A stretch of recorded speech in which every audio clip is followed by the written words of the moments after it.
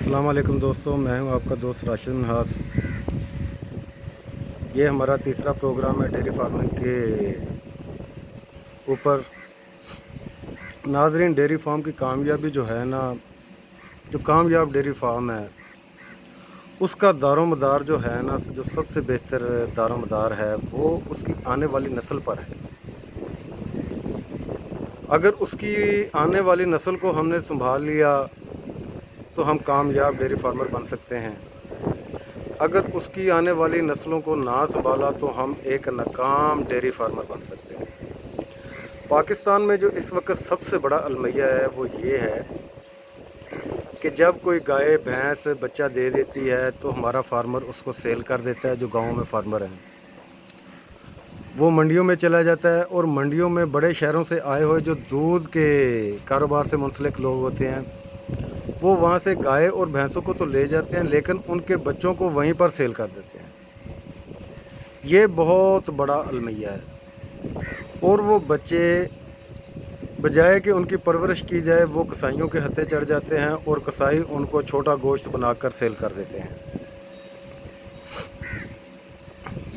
और हमारे नए फार्मर हैं जो इस फील्ड में आ रहे हैं, उनकी बड़ी तमन्ना है कि यार इन छोटे बच्चों को ख़रीदा जाए और उनको बड़ा किया जाए, लेकिन उनके पास तजर्बा ना होने की वजह से या मालूमात ना होने की वजह से वो जो छोटे बच्चे हैं उनको कई लोगों ने इस पर काम किया, लेकिन वो उनकी मोर्टेलिटी रेशो इतनी ज़्यादा है कि अगर 10 बछड़े किसी ने लिए हैं तो 90% तो उसमें मोर्टेलिटी रेशो है, और 9 मर जाते हैं और बकाया 1 बचता है।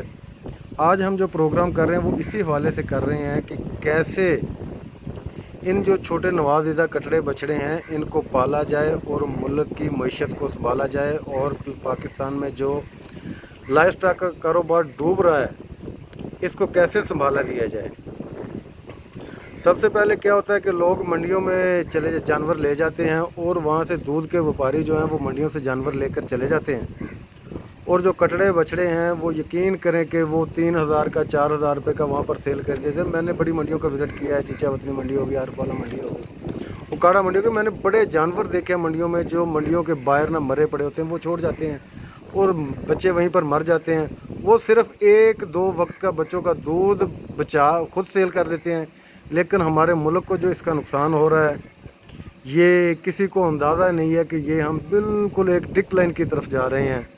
अगर इसको ना संभाला गया तो आने वाले वक्तों में यहाँ पर जो अच्छा दूध देने वाले जानवर हैं ना उनकी बहुत कमी हो जाएगी। मंडियों में 20-20 लीटर दूध देने वाली गाय भैंस को मैंने देखा है कि उसके बच्चे जिसमें बहुत ज़्यादा पोटेंशियल होता है, बहुत ज़्यादा आगे दूध देने का पोटेंशियल होता है, उसमें कट्टों में आगे बहुत अच्छी आगे नस्ल की वो होती है, उसमें अलामात होती हैं, लेकिन वो कसाइयों के हत्थे चढ़ के वो फटे के ऊपर चले जाते हैं, और इस तरह ये जो हमारा आने वाला दूध का मुस्तकबिल है वो ख़त्म होता जा रहा है। और अब इन छोटे बच्चों को हमने बचाना है, तो उसके लिए आज हम इसी प्रोग्राम में बात करेंगे कि कैसे इन छोटे बच्चों को बचाया जाए, और इनको कैसे बचाया जाए, और इनकी कैसी हिफाजत की जाए, कैसे इनकी देखभाल की जाए। आज इंशाअल्लाह ताला इसी पर हमारा ज़्यादा फोकस होगा।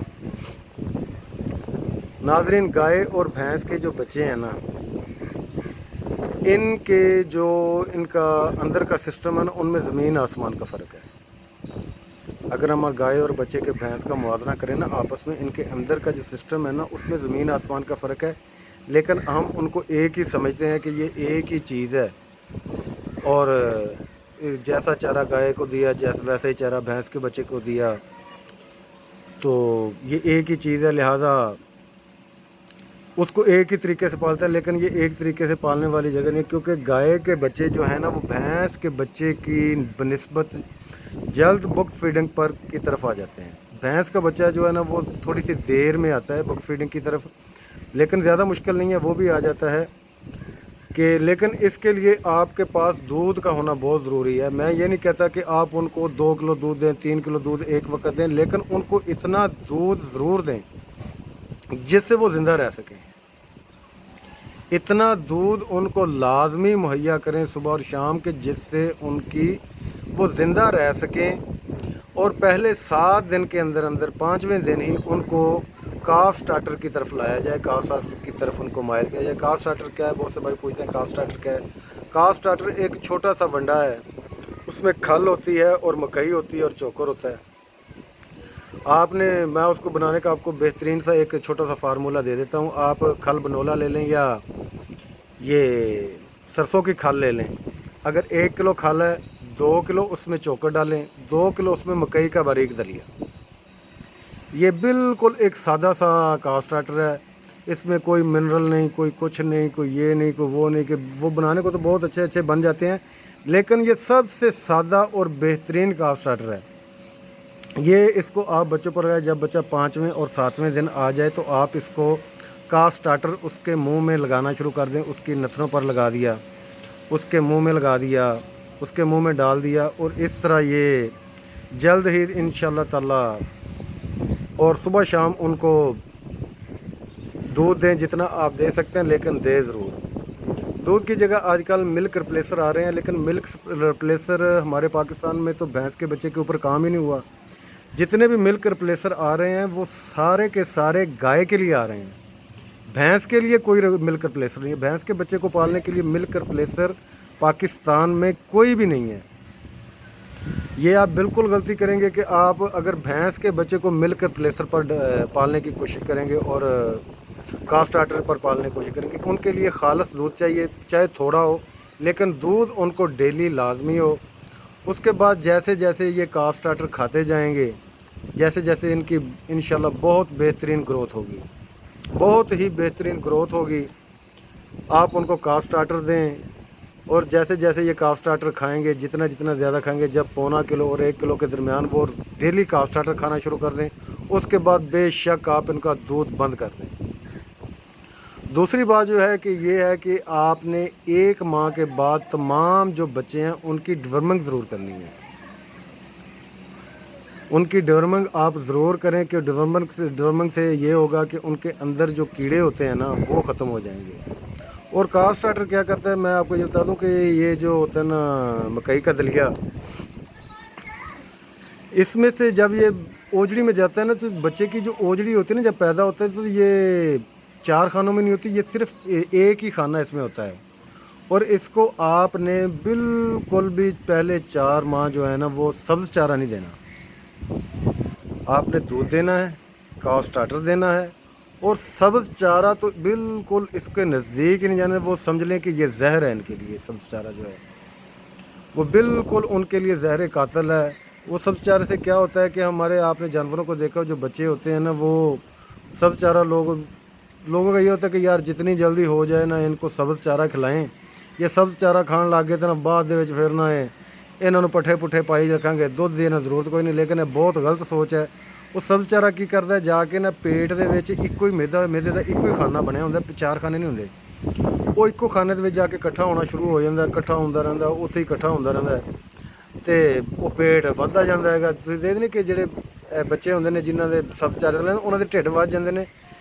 जब उनका पेट बढ़ जाता है ना, तो वो उनकी जो लंबाई की ग्रोथ है ना वो ख़त्म हो जाती है। वो सारी ग्रोथ अपने पेट के ऊपर ले लेता है, पेट बढ़ जाता है, ग्रोथ उसकी रुक जाती है। इस तरह वो हमारा एक बहुत ही नुकसान हो जाता है।